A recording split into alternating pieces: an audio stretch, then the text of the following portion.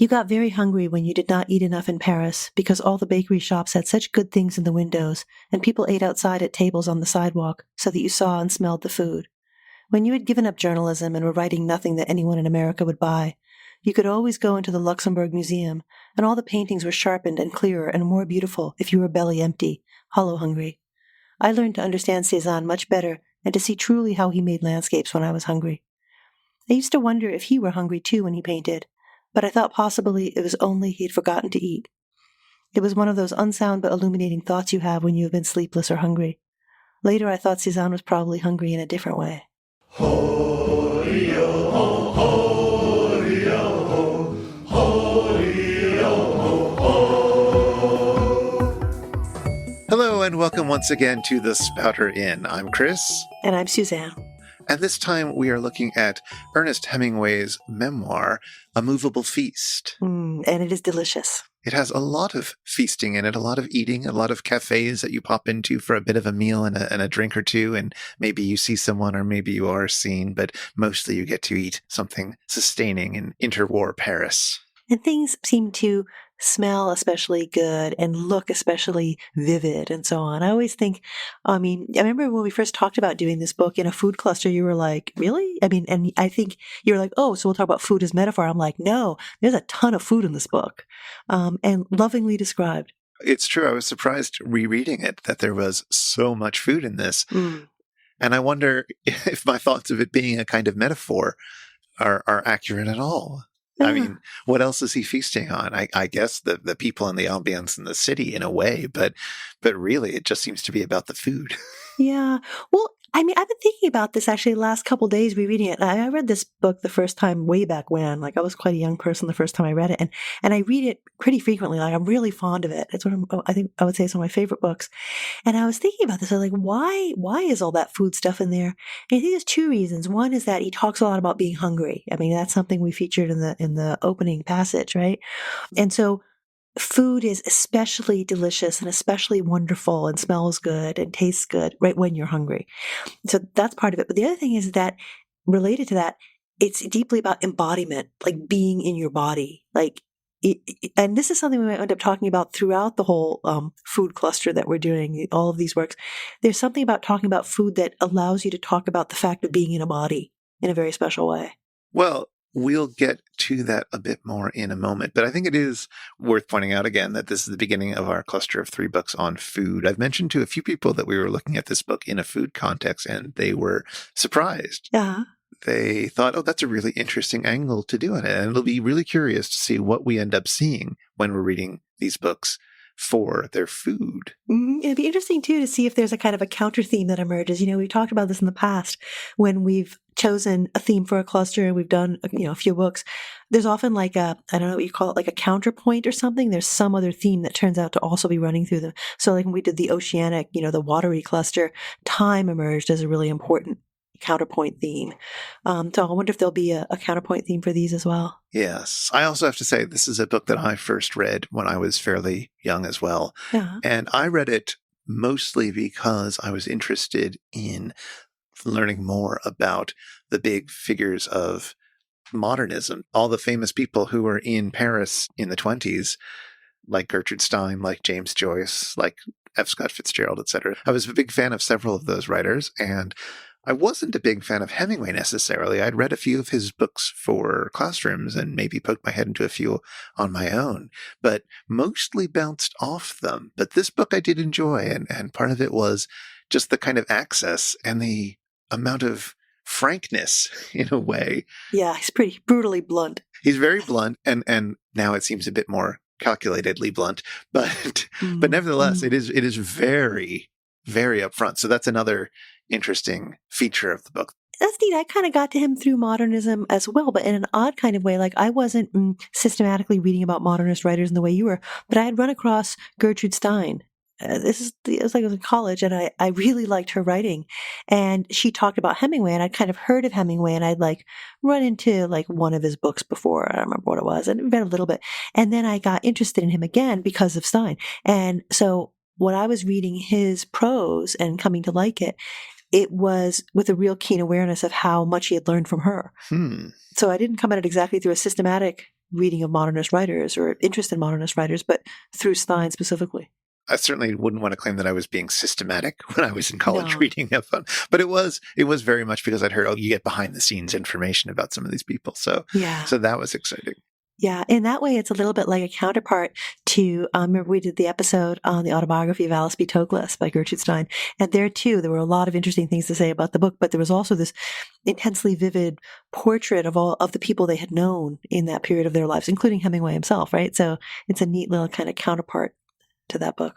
Yeah, and it's interesting how this book at times feels like a bit of a response to that book, but I suppose we'll get into that in a bit. First, though, I imagine a lot of our listeners have some familiarity with Hemingway and perhaps read him for school or on their own at some point. Mm-hmm. But we might still want to do a little bit of a refresher on who he was or where he came from, and especially on what he's like as a writer. I mean, he talks about his relationship with Stein. You get the sense that Stein looked at him as maybe not a protege, but a charming young man that was hanging about her apartment back in the day. And she clearly took an interest in him. Like, she found him interesting. That's clear, I think, in the autobiography of Alice B. Toklas. And also he helped get some of her more challenging work published early on. Yeah, The Making of Americans, right? Exactly. A massive work that is, unpublishable to traditional audiences. And he found somebody who would be willing to take it on. So there's clearly a relationship. But do you think that Hemingway as a writer and as a stylist is influenced much by Stein? Oh, I do. I mean, what he talks about learning from Cézanne, right? Like looking at the paintings in the museum and learning something from Cézanne. But I mean, and he also talks about going to Gertrude Stein and Alice B. Toklas's apartment. And it was wonderful, not just because of the food and drink and stuff like that, but also the paintings on the walls, and he goes there to go look at them and to talk and to eat, like, how can I put it? Learning from the paintings and learning from Stein are kind of all bound up together. Right, I think. And in terms of the spareness of the language, like, I know it may sound crazy to talk about Gertrude Stein as someone who writes spare language, right? Because she'll pile on different parts of speech in this really exuberant and abundant and, after a while, sometimes mind-numbingly kind of way, right? But she's also capable of giving you a startlingly clear and simple sentence. I remember when we did the autobiography of Alice B. Toklas, we talked about, a couple passages in the book where one of them was where there was this young man that Gertrude Stein was enchanted by because one day he came to her and said, "All blue is precious." Right? And like, you get these little sentences that are like not exactly aphoristic, but they're real stripped down in Gertrude Stein. And she and Hemingway are the only ones I know who quite do that. It is interesting that when Hemingway has a sentence that goes on for a while, which he sometimes does, it often will sort of move you through a scene in a way that's very different from how Stein would use it. Even the opening sentence of what we opened with, "You got very hungry when you did not eat enough in Paris because all the bakery shops had such good things in the windows and people ate outside at the table on the sidewalk so that you saw and smelled the food." That's taking you from your hunger into Paris, through the bakery shops, through the windows, to the people, looking at them eat, and then you see them and you smell the food. It sort of takes you out of yourself and then walks you all the way back into yourself in this tumbling way. Yeah. While seeming like a very simple sentence. It's a strangely constructed sentence, but vocabulary-wise, you know what's going on at every moment. Yeah. Yeah. So it's deceptively simple. I guess I find his prose style really interesting. And I guess that's what you were pointing out there, this deceptive simplicity where you always oriented, you always know where you are, but they're extraordinarily complex under the surface. Is another beautiful example, I think, one of my favorite passages in this book, when he's describing how he and his wife would frequently visit Gertrude Stein and Alice B. Toklas. And this, again, it's a food passage, but it's also got this intricate structure of the sort you were describing. So you talked about going to the apartment. It was warm and comfortable, and they gave you good things to eat and tea and natural distilled liqueurs made from purple plums, yellow plums, or wild raspberries. These were fragrant, colorless alcohols served from cut glass carafes in small glasses, and whether they were Quetch, Mirabelle, or Framboise, they all tasted like the fruits they came from, converted into a controlled fire on your tongue that warmed you and loosened it. It's hard to put my finger on what makes this passage so exquisite. It's vivid, but not vivid to your sense of sight so much, which you normally are what you're talking about when you say something's vivid, but the fruits, the fire on your tongue, the warmth, the cut glass carafes, you can almost hear the ring of the crystal, right? So there's this weirdly sensory quality to this prose, and yet it is so simple. And while that is two sentences, it is also doing that same trick. It's starting with "it's warm and comfortable," which is obviously a way that you would experience it, and then it goes into the things that you're eating and the crafts that they're in and everything, and then it finally comes back to it again. It warmed you and loosened your tongue, and like, okay, you've once again taken it from your own sense into the world and back. Yeah. And that you is super important. He does this really strange thing where he's talking about himself, like it's intensely autobiographical, this work, right? But he often will use you in place of I, right? And one of the really neat little features, we're going to talk about a little later on how this book came out in 2 editions. And in the later edition, they include some photographs of his manuscript pages. And I noticed something I'd never noticed before. In the page that they show you from the first chapter of A Moveable Feast, you can see he's written you, crossed it out, replaced it with I, crossed out I, and put you back in a whole bunch of times in that chapter, which I think is so fascinating, right? Because, when you're telling about yourself, it's kind of inwardly focused, it's potentially kind of narcissistic, it's private, it's individual, but he's also, like, in a weird way, kind of universalizing it, and that oscillation between the I and the you is very much part of that. Well, and it's also an interesting thought about who his audience might be and why they're reading it. Yeah. If it's sort of fans of his work, if it's people who want to experience that thing that you can no longer get to, this Paris in the 20s as a young, starving, ambitious artist, then inviting them in with that second person you seems like a really savvy strategy to allow the reader to identify with you, the author, more. Oh, I think you're absolutely right about that. And nostalgia, right? Nostalgia relies on the community of longing for the thing that's past, the thing that's lost, right? And that you just draws you right in. Anyway, we should say a little bit about the book and about Hemingway. So he's born in 1899 and becomes a writer pretty early on, initially engaged in journalism. Like, we know him mostly as a writer of novels and short stories, but he was a journalist very early on in Kansas City, and then later on for the Toronto Star, actually, which sent him on assignment to Paris, which is the setting of A Moveable Feast, right? And he wrote a lot from young manhood up through the mid-1950s, and he won the Nobel Prize in Literature in 1954, and he didn't write all that much after that, and he dies in 1961 by his own hand, by suicide. And is a complicated figure in a lot of ways, known as much, I think, probably for his lifestyle as for his novels, or at least known both for his lifestyle and his novels. Like, he had a very, what's the word, flamboyant, I guess you would say, way of living. Flamboyantly macho at times. Oh, yeah, like flamboyant in a very manly way. Yes. Oh my God. Anyway, so he was, in World War I, as a young man, he went off to Italy as an ambulance driver where he was badly wounded and sent home. And, that experience, like all of these wild experiences, gave him material for his writing. Like, he basically lives this really adventurous wild life and churns it right over into his writing. He's like a farmer or something, you know what I mean? Like, I think, right, is this wild life he lives is like the soil he tills, and that, gives him the crops, which are the books. Like, it's like a circle. It's almost like a closed circle. Anyway, so he publishes A Farewell to Arms not all that long after, about a decade after the end of World War I. And he continues with journalism and all different kinds of writing. He was a journalist during the Spanish Civil War and also in World War II, the Normandy landings and also the liberation of Paris. He was there covering it for the papers. So he has all these like wild experiences, like he's in these military environments. He, in his nonfiction writing, describes being at bullfights in Spain, on safari in Africa, chasing big fish in Cuba.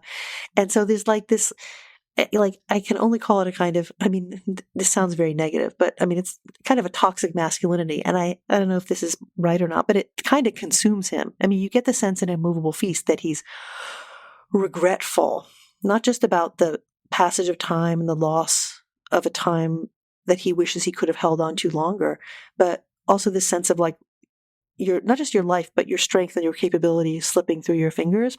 And in some ways that's deeply self-indulgent, but like, this is somebody who's kind of relied on being able to do those things to give him a sense of self, and that becomes less and less possible as time goes by. So it's like toxic masculinity, but also very beautiful prose. So it's hard to know what to do with him. He's a handful. He was also married a whole bunch of times. This will not surprise anyone. And his first wife, Hadley Richardson, is the wife who appears in A Moveable Feast.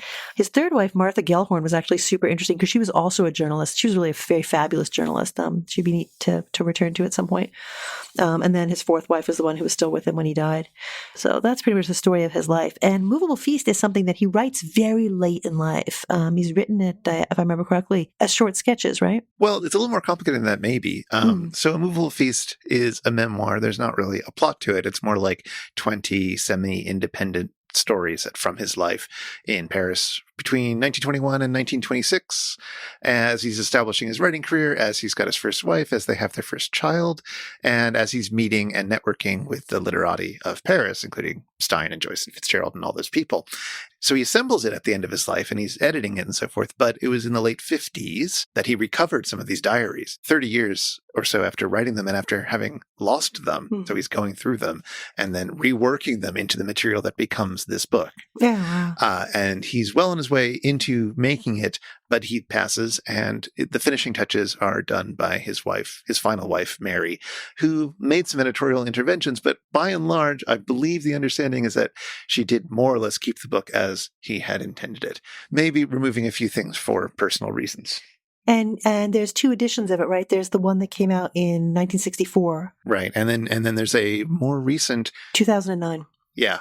There was a version put out by his grandson, Sean Hemingway, which includes material that was not included in the first edition and moves some of the material that was in the first edition. And it's just a sort of alternate take on it. Yeah. Did you take a look at it? I read it years ago.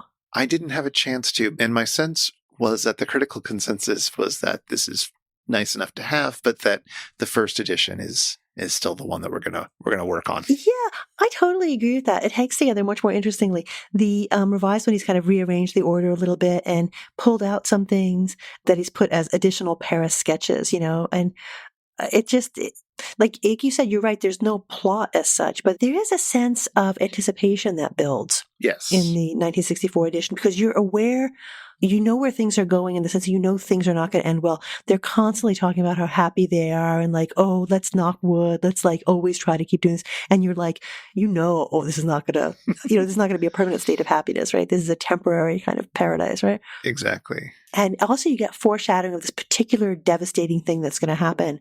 Hemingway's going to lose a whole bunch of his early writing in an unfortunate accident, right?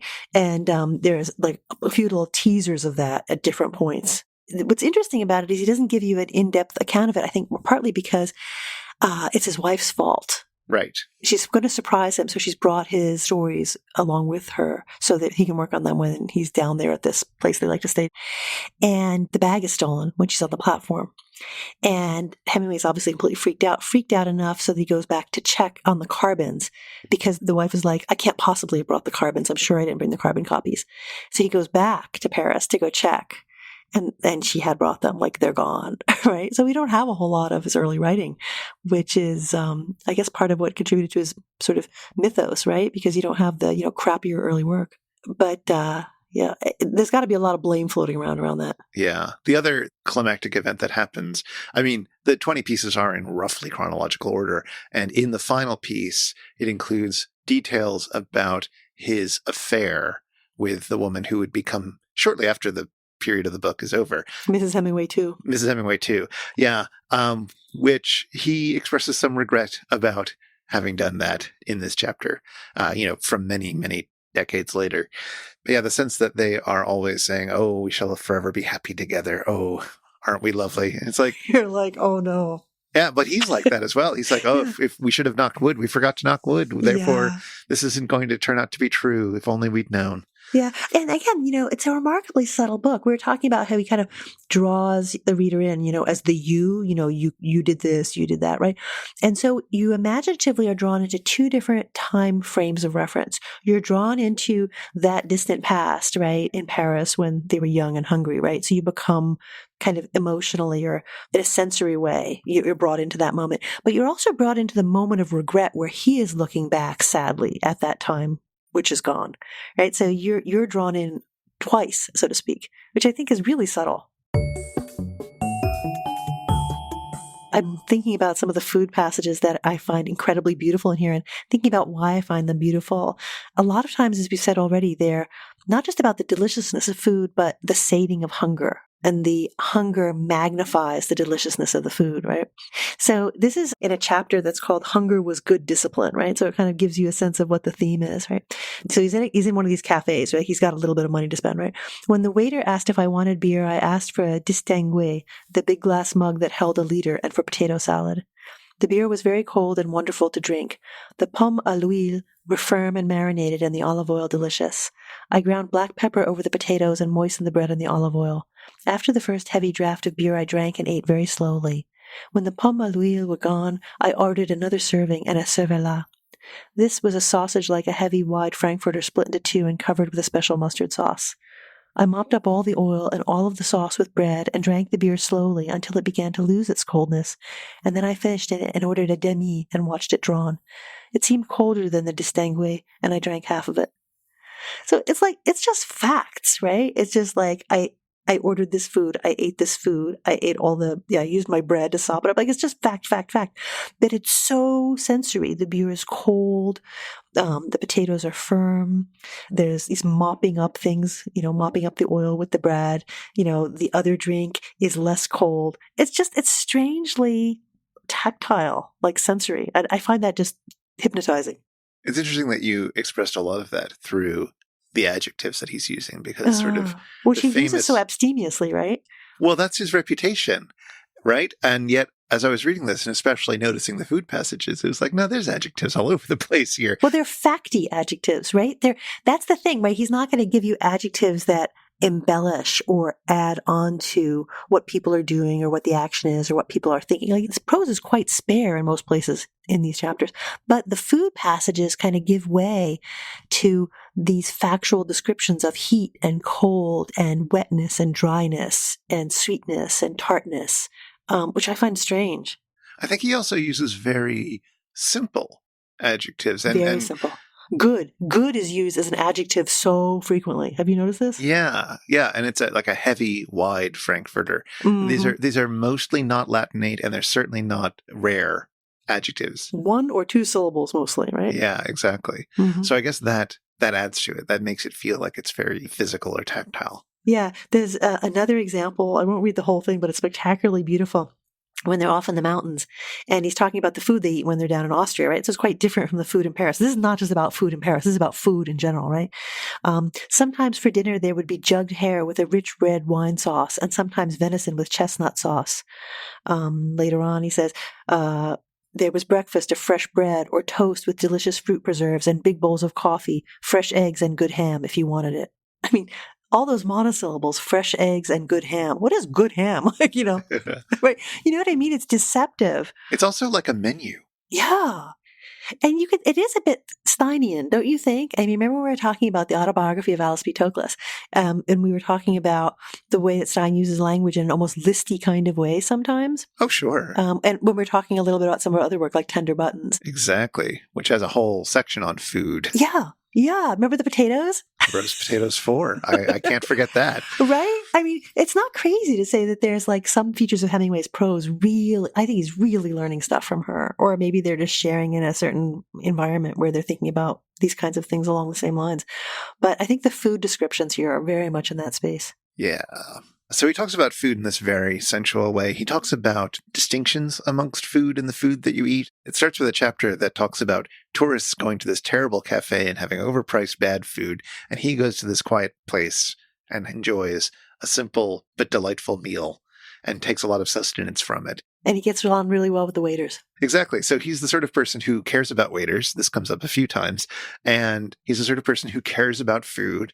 And this is important for him to emphasize that even when he's at his most poor, this is something which, let's say, puts him above the riffraff.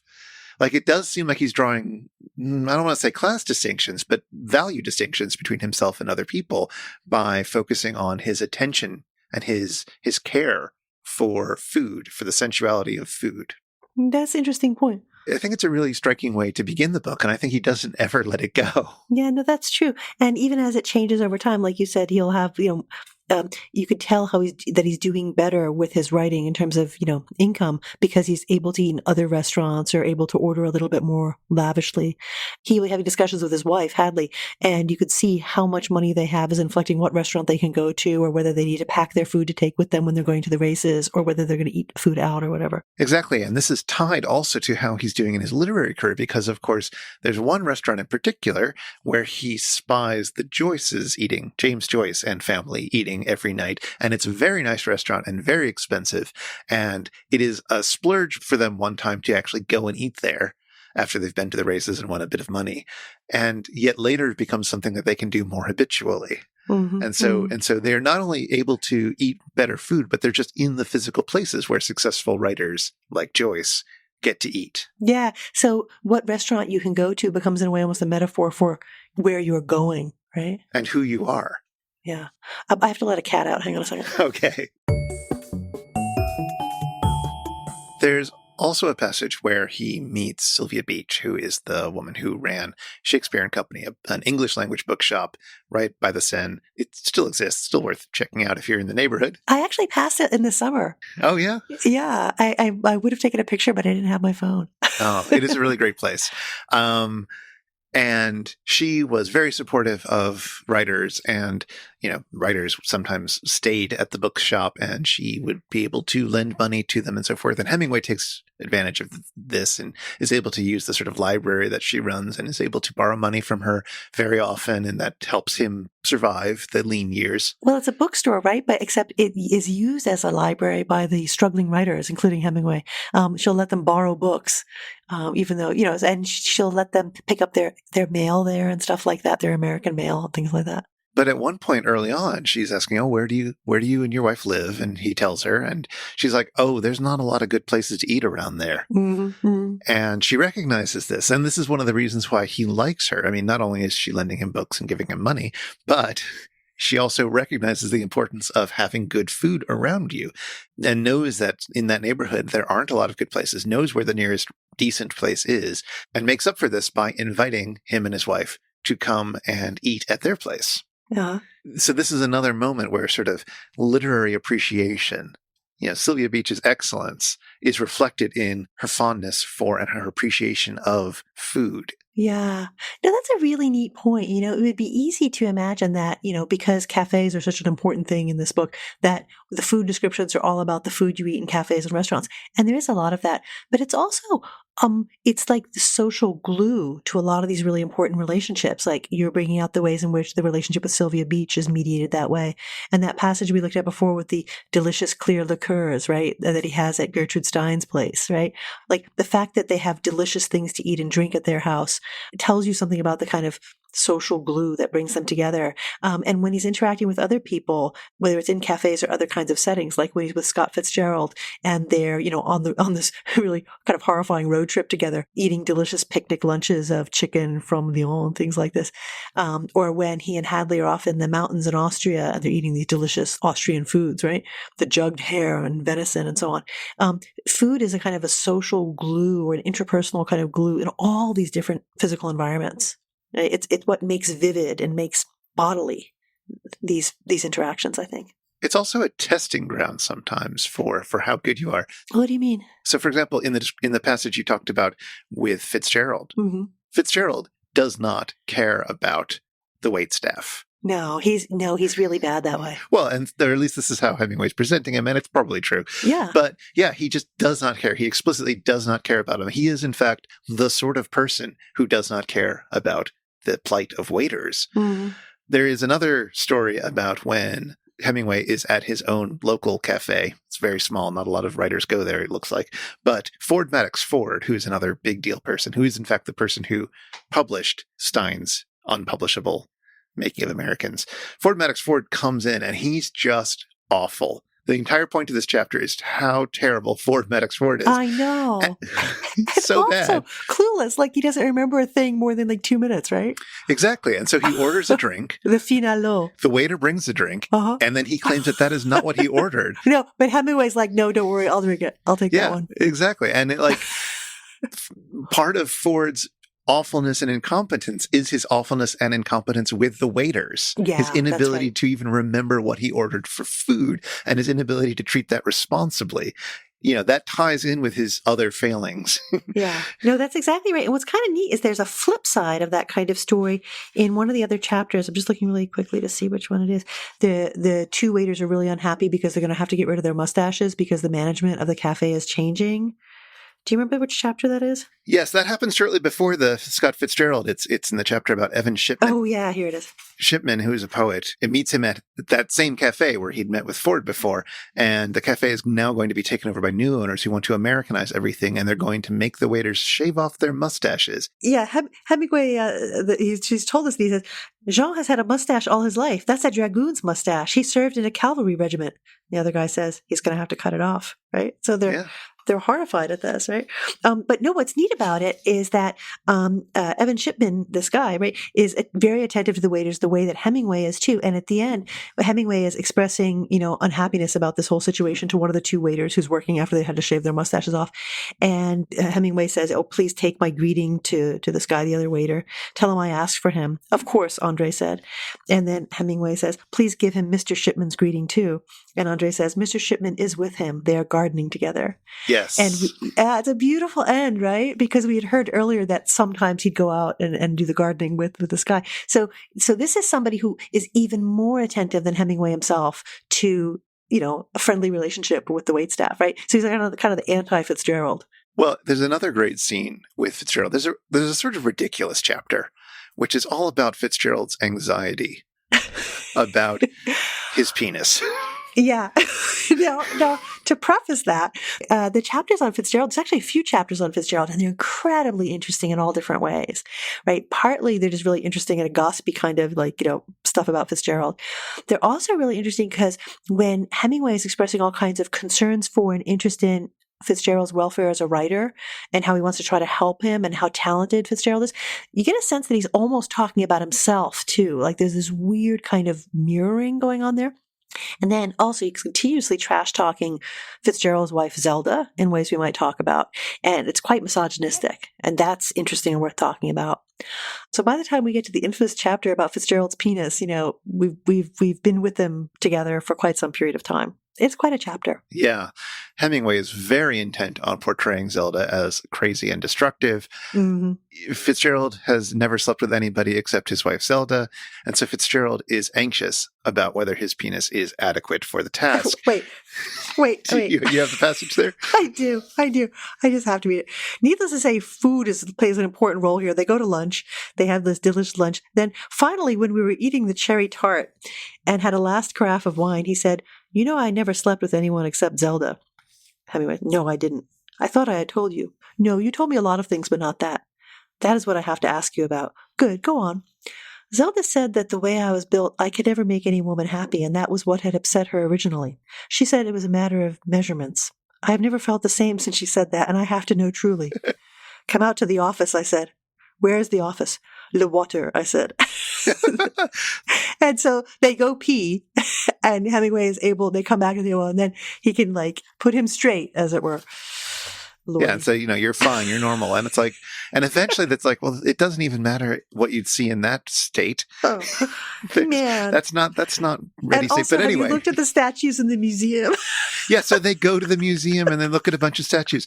This is exactly how Hemingway is making fun of Fitzgerald. First off, Fitzgerald isn't worldly enough, hasn't slept with enough random women to know about this sort of thing. Then he can't follow the instructions about, going to the office. He doesn't know what that means.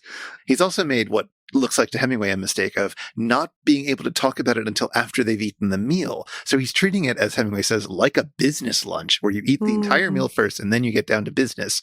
And then he goes and they look at art because I guess Fitzgerald doesn't look at art enough and hasn't noticed all these penises on display in the statuary. And it just goes on, and he's got to explain everything as if he's talking to, a child or something. But also it's tied up in the fact that Fitzgerald has met this woman who wants to sleep with him. And Hemingway finally has to be just do what she says. Just do what she says. It'll be fine. Just do what she says. Yeah. No, it's actually quite creepy. He's he's talking about this girl, and Hemingway says, "Forget what Zelda said. Zelda is crazy. There's nothing wrong with you. Just have confidence and do what the girl wants. Zelda just wants to destroy you." But I bring all this up because the chapter ends in a very strange way. You get this entire story of the day that they talked about Scott's penis for all day. Uh-huh. And then it ends with a flash forward many years after Zelda and Scott are both dead. That's right. And he's talking with a waiter. And the waiter is like, I'm told that Fitzgerald used to come here, but I don't remember him at all. Mm-hmm. And I'm writing my memoirs. Can you tell me a story that will remind me who it is that I can include in my book, maybe? And Hemingway basically says, I'm writing my own memoirs right now. So, we'll see. We'll see if when you read it, it rings a bell. And it's like, that story is clearly not going to ring a bell to the waiter. Yeah, it's so weird. It's neat because it's all about memory, right? Yeah. Well, that and your relationship to the waitstaff. Yeah. Yeah. The waitstaff part. Yeah, that's very telling. That's very damning. But also the memory thing. Like I hadn't thought about it this way before, but it's about remembering and how you'll be remembered and if you'll be remembered, right? And like you said, Hemingway says, well, I'm going to write something about him in a book that I'm going to write about the early days in Paris. I'll put him in exactly as I remember him the first time that I met him. Good, said Georges. Then if he came here, I'll remember him, right? You'll write about him as you remember him. And then if he came here, I'll remember him. We will see, I said. And that's the end of the chapter, right? So it's about how memory works, right? And in contradistinction to those passages about food we were discussing, where the short sensory adjectives give you the sense of embodiment and the sense of being there, right? A certain, path to memory, kind of. This is about how uncooperative and impenetrable memory can be. It's also about who do you want to be remembered by? Yeah. Because you get a sense that Fitzgerald, he's a writer. He cares about his literary heritage.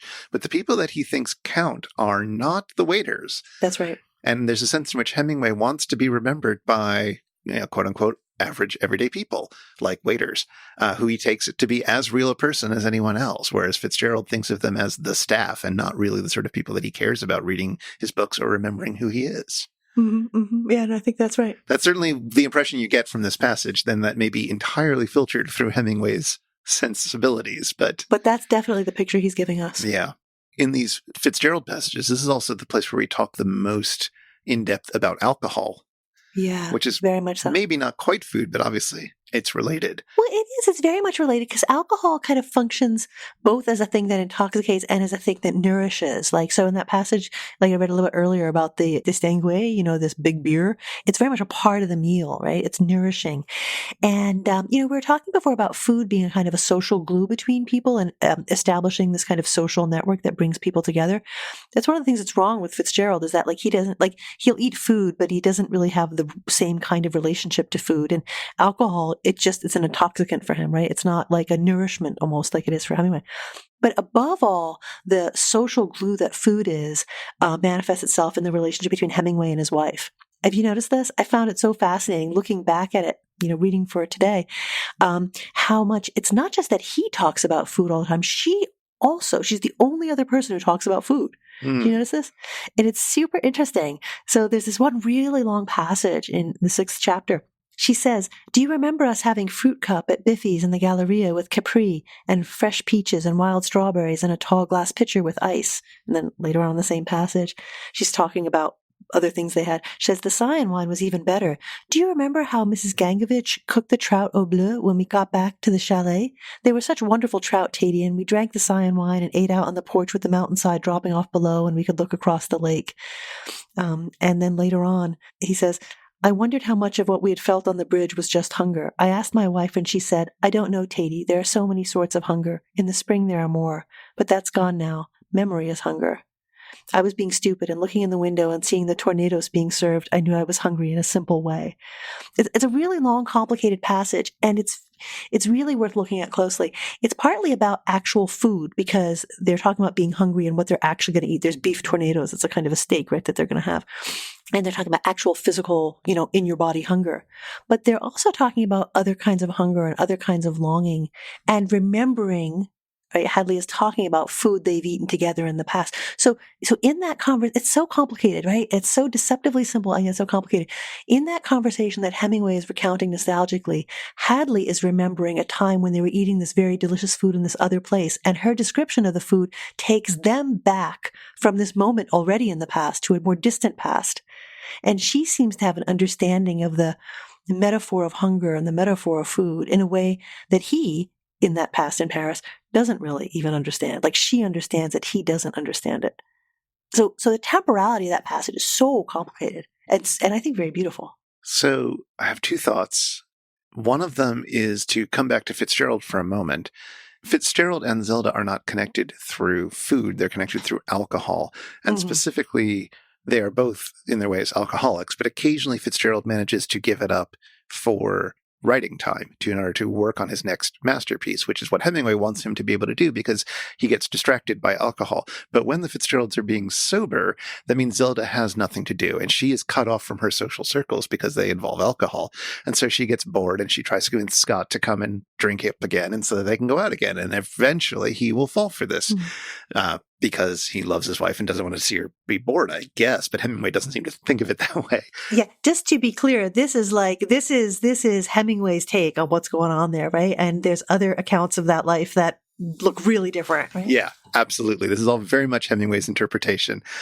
But it is to set up this dynamic of this poor management of alcohol being very destructive, whereas his relationship with Hadley and their mutual love of food and the social ties that it provides to them is profound, is very strong, is what brings them together. It is, I think, unique.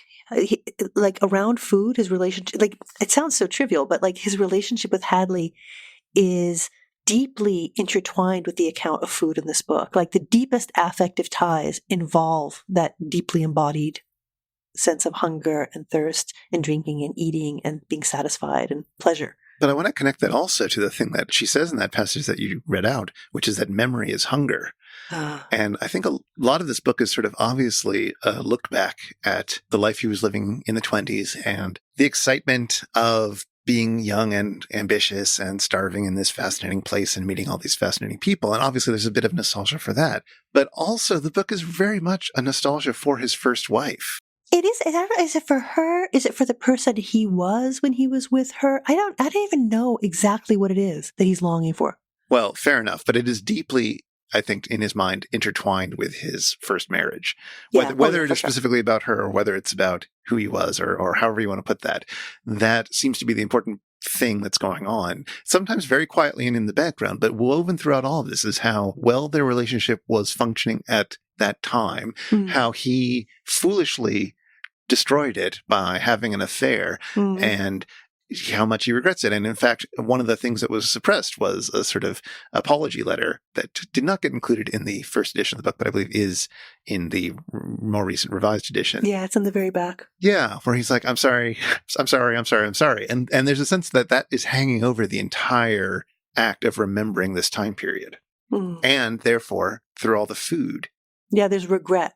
There's tremendous amounts of regret. There's pleasure in remembering and also like a painfulness in remembering, right? Which is kind of neat. If only he could taste those times again. Yeah, no, it's extraordinary. But it's also a book that has like really cringy parts. Like not just cringy stuff like that whole, like the chapter about, Scott Fitzgerald's penis, but like there's this one chapter where he's talking about having a conversation with this particular older painter that he knows who has two models that are along with him. And it's just, the language is very just like cringy and contemptuous in terms of being dismissive of them. And I guess it's one of the many places in the book where this tremendous misogyny comes out. Like he loves his first wife, and up till he has this break with Gertrude Stein, he really admires her. Like he does have and Sylvia Beach, he has a really good relationship with Sylvia Beach, right? So he does have these positive relationships, but he's also capable of extraordinary levels of misogyny. You see it in the venomous way he writes, venomous and yet beautiful. It's beautiful writing when he's trashing Zelda Fitzgerald. I mean, maybe he talks about hawks and how hawks, have beautiful eyes, but they're predators. They'll destroy you, right? And he talks about her in that language, right? So there's there, but other places too, like sometimes in this really like creepily sideways kind of way, this like offhand kind of way. So at one point, he's talking about the Baron von Blixen, and he says, in passing, oh, his first wife wrote beautifully. Blicky was always very proud of his first wife's writing. I mean, that's Karen Blixen who wrote Out of Africa. That's like pretty important, but in his mind, she exists as, this guy he knew's wife, right? True. I mean, he does recommend her book, but yes. Yeah, no, that's true. I mean, it's a little really minor example, but he's capable of this. It seems to me this like really very profound misogyny. Oh yeah, but even in that passage that you mentioned at first, where he's talking with the artist who has the models with him that he's been painting all day or whatever, part of it, I think the purpose of that passage is that even though he is sort of acting kind of misogynistic towards them, it is not as misogynistic as the artist is. Oh, that's true. Like this entire encounter is set up to make his misogyny look better. Yeah, I guess that's true. Which is a weird move. But there you go. The other thing that I noted, which I vaguely remembered from the first time I read it many decades ago, was that he has a discussion with Gertrude Stein about homosexuals, about gay men. And it's really unpleasant. It was very hard for me to read this time around. I know. Boy, is it ugly. Yeah, I mean, there's one part of it that I think is worth pulling out. I remember it struck me a lot when I read it the first time as a young person, because even then I was like, that is super weird, right? That she has this sort of, these two very different standards. So she talks about male homosexual sex, right? And she talks about that in a very negative way. And she says this, she says, in women it is the opposite. They do nothing that they are disgusted by and nothing that is repulsive, and afterwards they are happy and they can lead happy lives together. And Hemingway sort of like kind of is skeptical about this. He's like, I see, but what about so-and-so? She's vicious, Miss Stein said. She's truly vicious, so she can never be happy. so he's like, I understand. She's like, you sure you understand? So, I mean, it's a kind of open-ended conversation in a way, right? Where Hemingway says, oh yeah, sure, I understand. But what's happened is that like Stein's sexuality has become exposed there in a way that is going to come back later on. And it's going to be the cause of this rift, I think. Though it's hard to know which way to read it, but the split that they have is definitely, I think, connected with this whole question around sexuality. Sexuality runs through this book in this really weird kind of way. That this whole conversation with Fitzgerald, right? These two parts of the conversation with Gertrude Stein. And that's kind of interesting to think about. And then the sex that's going to like break up this paradise, right? When he starts sleeping with the person who becomes his second wife. Yeah. So what do we do about that? I don't know. It's like this really problematic thing. Like he never talks about having sex with his wife, Hadley. He talks about like in this really almost sweet, in an almost cloyingly sweet kind of way. He talks about his relationship with her. Let me see if I can find it really quickly. There's this one little passage. Yeah, he says, there's a number of passages like this. And one of them he says, we ate well and cheaply and drank well and cheaply and slept well and warmed together and loved each other. Right? And so that's another one of those sentences with a lot of really short 1 or 2 syllable words. And it doesn't quite work because it's just like a little too precious, right? But that's as close as he gets to talking about having sex with Hadley, right? We know they have sex because he talks about them being in bed together and it's warm and it's nice and there's food and there's books and there's, there's this whole life, right? And eventually they have a child. Yeah, no. So presumably sex is happening, right? But sex, like as intercourse, shows up conversationally in these like very unpleasant kinds of settings, I think. In the conversation with Gertrude Stein, in that conversation with the painter, with the 2 women. And that's like a really lewd conversation, right? It is, but importantly, like Hemingway doesn't actually want to have sex with these women. No. He's going to sort of flirt, I guess, with them. He's going to be a bit lecherous towards them, but he's not actually interested in sealing the deal. And in fact, he's never interested in that. Sex is something that seems to happen to other people for Hemingway. Wait, I have to read it because it's actually really funny. I mean, this book is also funny. We have not talked about this, but also the book is incredibly funny in places. So she's talking to Hemingway. She says about the painter, he's in love with canvases, she said to me. There's always some kind of dirtiness. And the painter says, you want me to paint you and pay you and bang you to keep my head clear and be in love with you too, you poor little doll. You like me, don't you, monsieur? She asked me. Very much, says Hemingway. But you're too big, she said sadly. And Hemingway says, everyone is the same size in bed. Which, really? that's like, oh my God. I mean, that's one of the more mild parts of this whole section. Right? Yeah. But like, so sexuality in here shows up, but it shows up in these really unpleasant kind of places. And that's interesting, I think, because that's all, we were talking about food as being a way of talking about embodiment and pleasure and hunger and satisfaction of the hunger, right?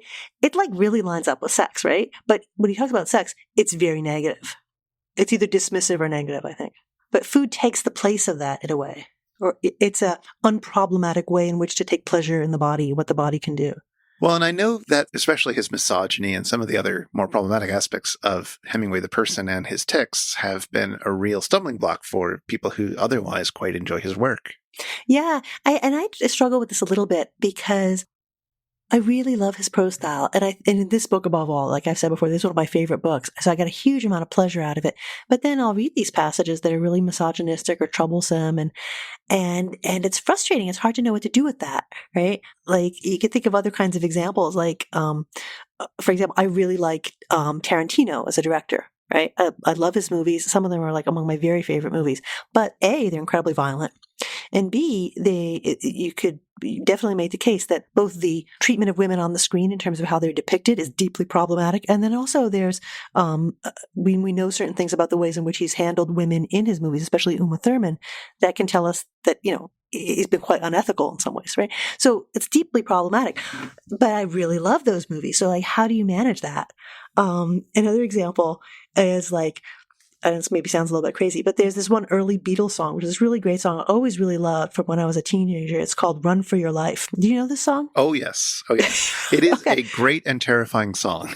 It is. It is a great tune. And the lyrics are also like, I mean, I love this song. And it was like years and years later, I listened to it and I was like, holy crap, that's really bad. It goes for this. I'd rather see you dead, little girl, than to be with another man.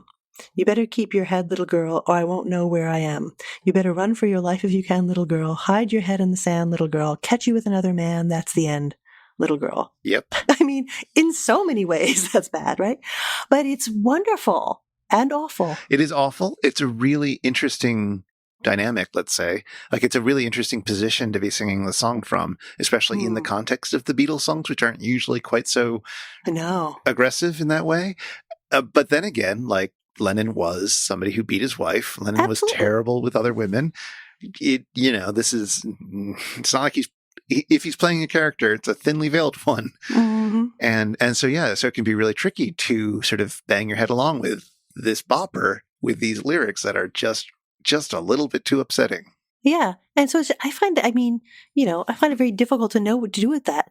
And it's a little bit different from, at least I think it's a little bit different from dealing with work that's troubling and problematic on other kinds of bases. Like, for example, think of a movie like something like Gone with the Wind, right? Where you could see that as in some ways an important and cinematically great movie, but it's deeply horrifyingly racist. Like, I have a much harder time making some kind of exception for something like that because I'm like, I don't have any ground to stand on to excuse that. So I'm not even going to go there. But where it's a question of misogyny, I feel like as a woman, right, I almost feel like there's a space for me to choose or not choose to appreciate that story or that novel or that movie or that song. Like, I don't know if that's an ethically good or bad position, but I feel like I have no ground to stand on if it's something like racism or anti-Semitism or some other kind of thing that taints a work of art. But where it's misogyny, I feel like, well, it's open to me whether I'm going to allow myself to have that pleasure or to not have that pleasure. Does that make sense? Sure. I mean, this is not a question that has an answer, right? This is an ongoing negotiation. It's something that plays out more in some works and with some artists than it does with others. And there's no easy rule. Yeah. Though there are things to do, like there are ways to kind of write back or respond. And I think there's actually for this book, for Moveable Feast, there's a beautiful way of responding to it. And I don't know if you've seen this book. It's a book called The Paris Wife. It came out several years ago, back in 2011 by Paula McLean. And I read it actually for the first time I think I got it for Christmas last year. And it's terrific because, so it's basically the story of A Moveable Feast, but it's told from Hadley's point of view. Oh. And it's incredibly well written. And it's historically quite accurate because the person who wrote it, McLean, she's, taken trouble to like learn as much as you can archivally. And she actually has I can't remember if it's a preface or an afterword, where she talks about being respectful of the real human being, right? That she's kind of fictionalized or brought to life here through her own writing. But it's a book that at one and the same time lovingly responds to A Moveable Feast. Like, it's clear that McLean loves that book too, right? It's clear. And at the same time, she has not failed to notice all the deeply problematic things about it. So it's a book that both responds to the misogyny and responds to what's left out and doesn't really give Hemingway a pass on kind of that bad stuff. But it also clearly, there's love for the book, which I think is a really neat way to answer that back. Yeah. I mean, we've mentioned a few books that function like that for classic works of literature. For example, Madeline Miller's Circe is a great example of that. But this idea of responding to a memoir in this way, of taking a real person from somebody's memoir, a very noticeably literary memoir, and taking the real person behind that and giving them more of a voice and exploring their position, which, Hadley's position in this novel, like, what is this all like to her? That's a really fascinating question. Some of the most delightful moments in the book are when she gets to voice something. I mean, obviously through Hemingway, but for example, when we did the autobiography of Alice B. Toklas, we talked a lot about how when the important men were visiting, the important artists and writers and whatnot, that Alice B. Toklas would spend time talking with the wives. Mm-hmm. And we get the flip side of that because Hadley reports on what that was like, and she hated it. And when they hang out with some of their other artist friends, Hadley's like, oh, thank God I'm included in the conversations like a grown-up. I'm not treated like one of the wives, like what happens over at Gertrude's place.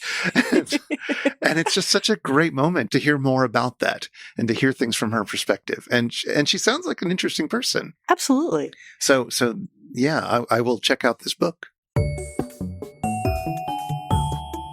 Well, I don't know if all of that discussion of the lovely foods of almost 100 years ago in Paris has made you hungry, but we're going to have to stop talking about it now, but we will get to talk about even more food with our next book, which is going to be MFK Fisher's How to Cook a Wolf. I know, I can't wait. I've read some of her writing before, but I haven't read that, so I'm really excited about it. Yeah, she was an important American food writer from the early to middle 20th century, and she wrote several really interesting books. I've read some of her other work. I have not read How to Cook a Wolf, but this is the book that people seem to think is her greatest book. So I'm very excited about exploring it and thinking more about food and the lack of food, because that's another issue that she talks about. Mm-hmm, mm-hmm. I mean, it takes a lot to make you cook a wolf. Ooh. Yeah, the other thing I'm going to be really interested in talking about is, she's got recipes interwoven in with the prose here. And this is a thing that became, I think, much more common in later food writing. But she does it in a very interesting way. So I'm going to look forward to talking about that. Yes. And again, this is a book about sort of food shortages of World War II, amongst other things. So they might be very interesting recipes. Maybe you'll even get a chance to try one out. Oh, yeah. I hadn't thought of that. That's a good idea. Not the wolf, though. Not the wolf. Probably not the wolf. Probably not the wolf. But until then, if you'd like to get in touch with us, listener, you can email us at spouter@megaphonic.fm, or we're on Twitter @thespouter. We'd love to hear from you. Show notes with links for anything that we've mentioned in this episode are at megaphonic.fm/spouter/19, and the Spouter-Inn is one of the fancy little podcasts over at Megaphonic FM. So until next time, see you again at the Spouter-Inn.